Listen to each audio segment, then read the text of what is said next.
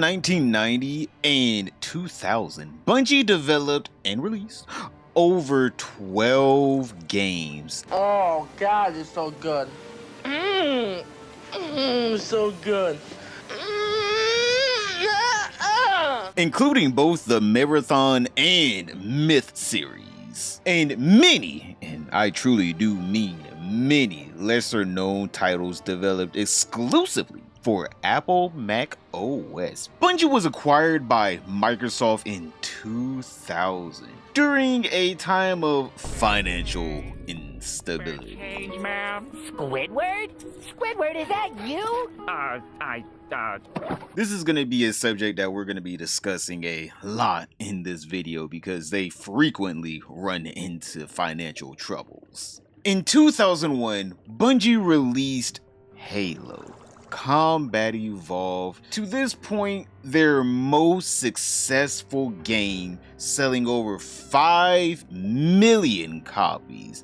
They followed this up with Halo 2 on November 9th, 2004, which was an even bigger success than Halo 1, selling over 8 million copies.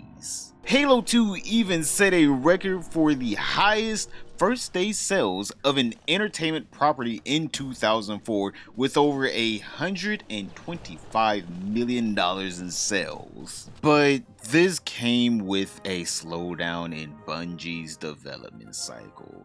The time between Halo 1 and 2 was 3 years. Up until Bungie was acquired by Microsoft, they released at least 1 to 2 games a year for 10 years straight, ever since the beginning. Right, let's get this over with. Need some change? There you are. You lose. Need some change? No, Why? because I'm all out of money! After the success of the first 2 Halos, Bungie sped up the development cycle, releasing Halo 3 ODST 2 years apart and Halo Reach in 2010, just a year after ODST. That was pretty quick. Wanna see me run to that mountain and back? You wanna see me do it again? With the release of Halo 3 ODST, that would fulfill Bungie's contract with Microsoft after they left in 2007. But as soon as they finally got out of their contractual deal with Satan, for some reason they decided to sign with Baphomet. Because in 2010, they decided to do a deal with Activision Blizzard. After releasing Halo Reach, Bungie spent the next 4 years developing Destiny.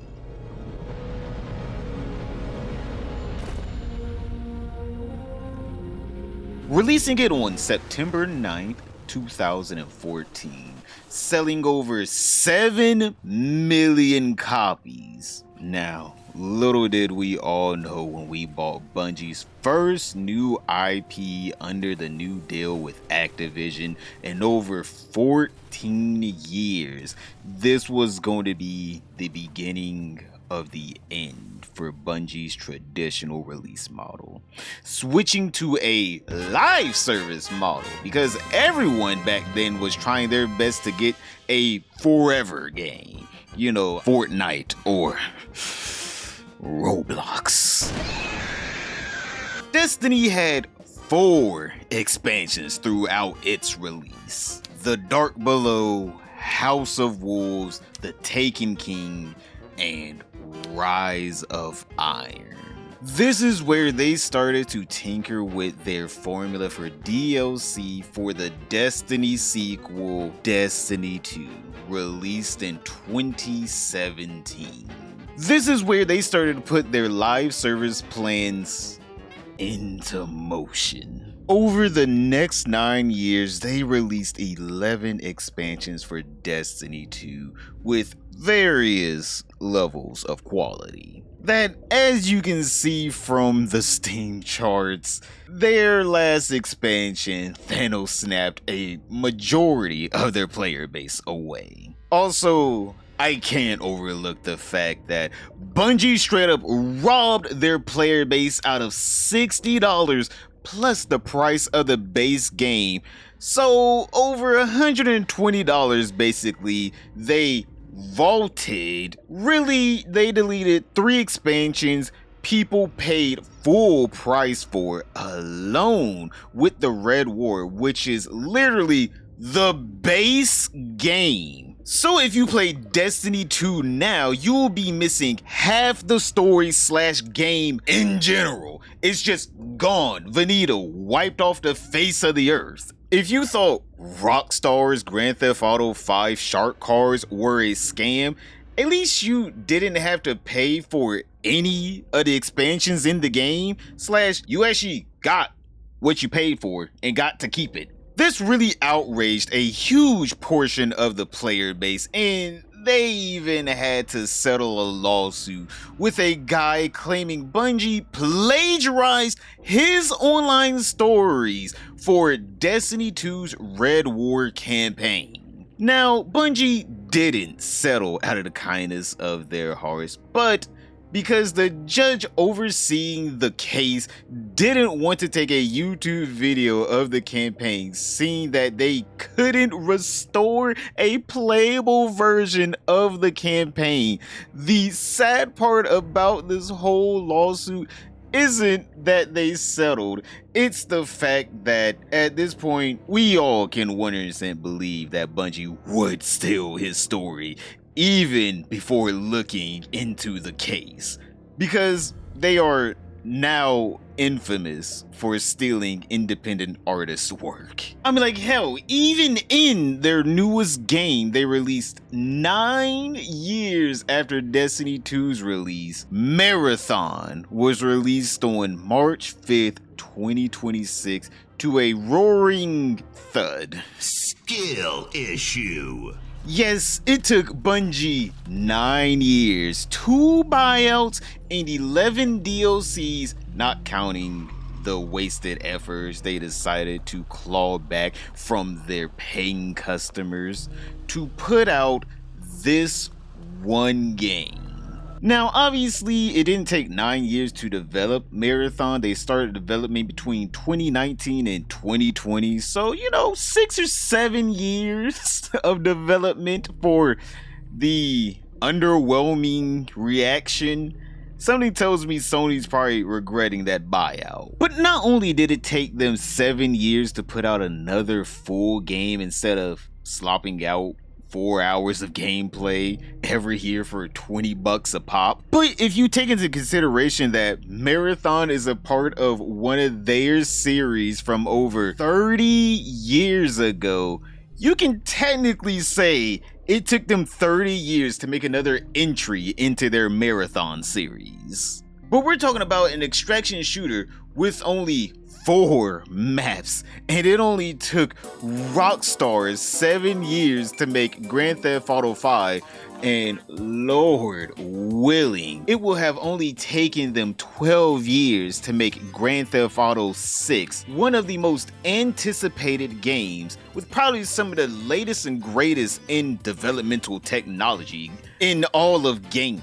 Bungie truly does think they are on the level of Rockstar games. Grand Theft Auto 5 throughout all of its life remained an extremely popular game with free updates that continuously brought back players. GTA Online player counts have taken a dip since the last major update was over a year ago, but they are still averaging over 100k players a day on Steam alone. We're not even counting Xbox or PlayStation.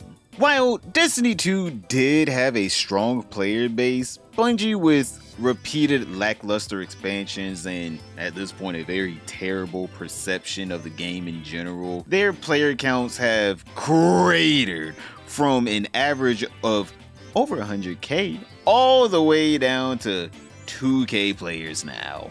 While Rockstar has another entry into their very extremely successful game series, Grand Theft Auto, that they have nurtured and mostly done right by their player base, Bungie sold off their only good series in Halo to Microsoft. And when they tried to build up a second series, they decided to take quick cash grabs, taint the perception of the game and the studio by removing content players paid for, and ruining their reputation for being known for creating high quality content with multiple plagiarism scandals. Bungie truly thought they were on top of the world with the early successes of Destiny 1 and 2, but all of those profits were quickly wiped out when the executives sold Bungie again for a third time to Sony, who bought them for $3.6 billion.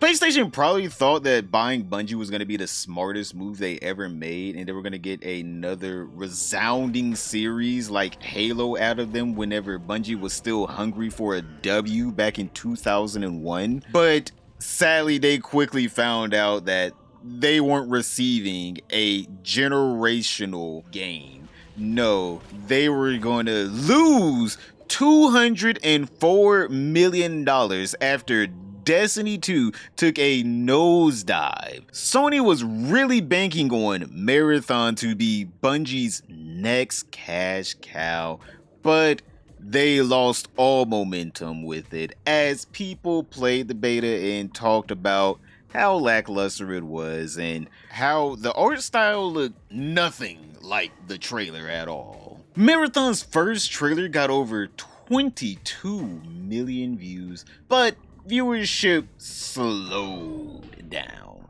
after all these controversies. The saddest part about Marathon is people who actually give it a chance love it. It is reviewing pretty well. Many people say if you actually give it a chance, it's actually a very well-made game with depth. But sadly, in this new age of gaming, you don't get too many Rainbow Six Sieges where it was dead on arrival. But instead of Ubisoft doing what they're known for now, aborting perfectly good games, they decided to support it, and it made it one of the biggest, hugest phenomenon in gaming. There is really nothing like Siege still, but in today's day and age of gaming, you're lucky if the publisher is even willing to leave a server on for the couple of people who are dedicated to playing this game, who actually enjoy it. Leaving people in a limbo space of wanting to try the game but being too hesitant to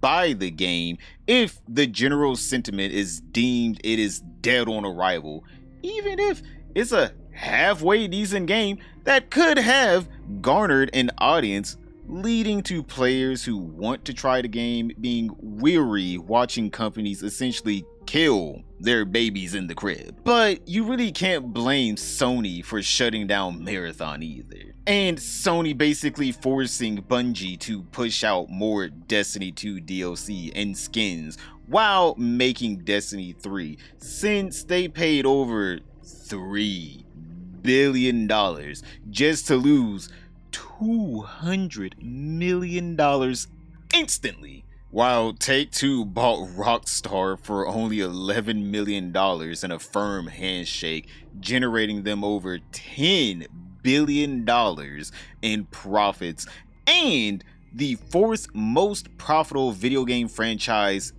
ever. Also, a hacker's plans to blackmail Rockstar basically backfired in their face when they revealed that GTA 5 is still making over $1 million a day 13 years after its release, sending the stock soaring. This is a pretty sad thing to see your childhood hero turn into a crippling gambling addict. Bungie has a real talent for somehow squandering away all of their bargaining chips. But with that, what are your thoughts on Bungie? Do you think Sony is going to just make them become another Horizon slot factory? Or do you think Marathon could become the next Rainbow Six Siege and make a major comeback for Bungie and allow them to take over the gaming industry like Steam, who just launched their master plan to become bigger than Microsoft. Click this video right here to find out how they are gonna do that. But other than that, if you could subscribe and leave a like and also hype up the video, it helps me out a lot. And don't forget to comment below as well. I would appreciate that very much. Other than that, thank you for watching.